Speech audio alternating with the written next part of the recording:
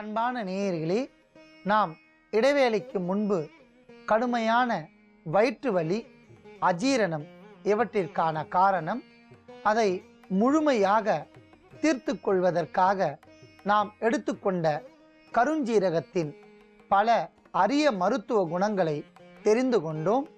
இப்பொழுது நாம் எடுத்துக்கொண்ட பொருட்களின் அளவுகளை பார்க்கலாம். கருஞ்சீரகம் 10 கிராம், சோம்பு 10 கிராம், ஜீரகம் 10 கிராம், வெந்தயம் 10 கிராம், ஓமம் 10 கிராம்.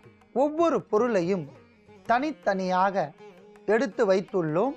ஒவ்வொரு பொருளையும் தனித்தனியாக நாம் பொன்னிறமாக வறுக்க வேண்டும். முதலில் கருஞ்சீரகத்தை பொன்னிறமாக வறுக்கவும்.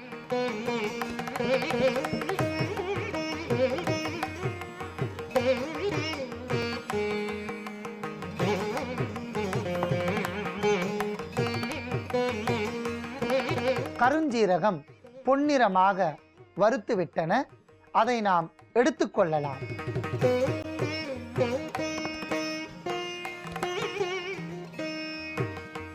அடுத்ததாக நாம் சோம்பை பொன்னிறமாக வறுக்க வேண்டும்.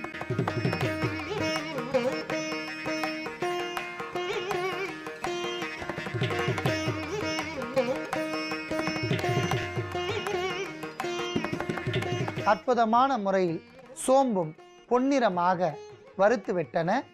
அதையும் கருஞ்சீரகத்தோடு சேர்க்கவும்.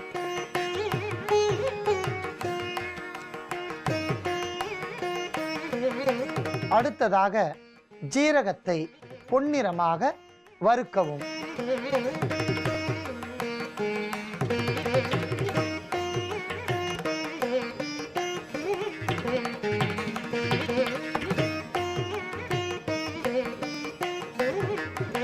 நன்றாக வறுத்துவிட்ட ஜீரகத்தையும் எடுத்துக்கொள்ளலாம்.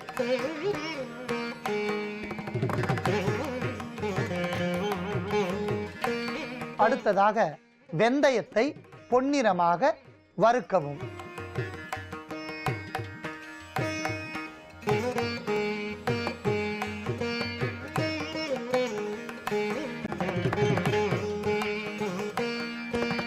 நன்றாக வறுத்துவிட்ட வெந்தயத்தை ஏற்கனவே வறுத்த பொருளோடு சேர்க்கவும்.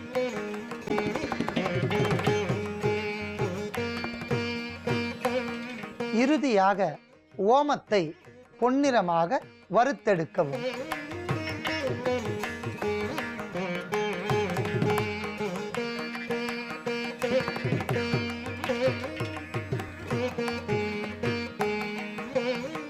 ஓமம் நன்றாக பொன்னிறமாக வறுத்துவிட்டன.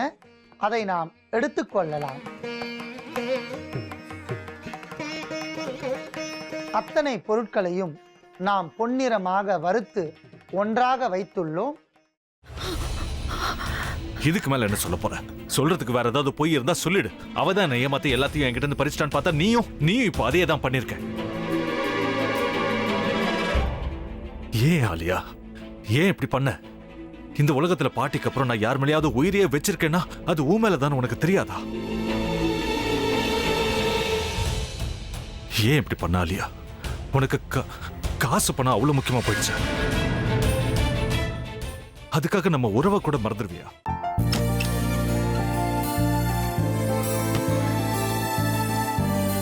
சக்தி சக்தி, ஒரு நிமிஷம்.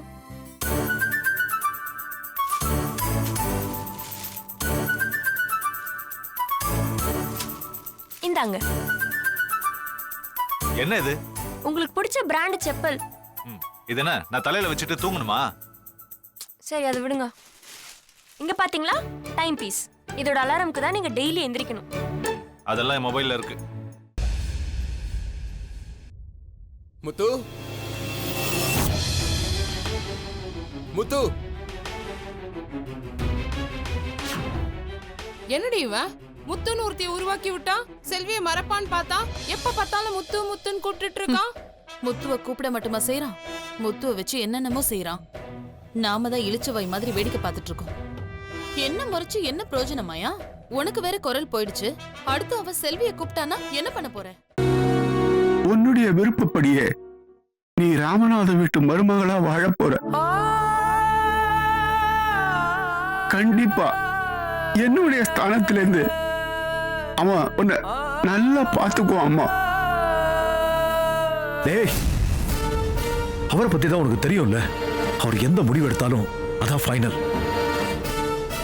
நம்ம அப்பா வேணுமா வேணாமாங்கிறத நீயே முடிவு பண்ணிக்கோ. வாடா.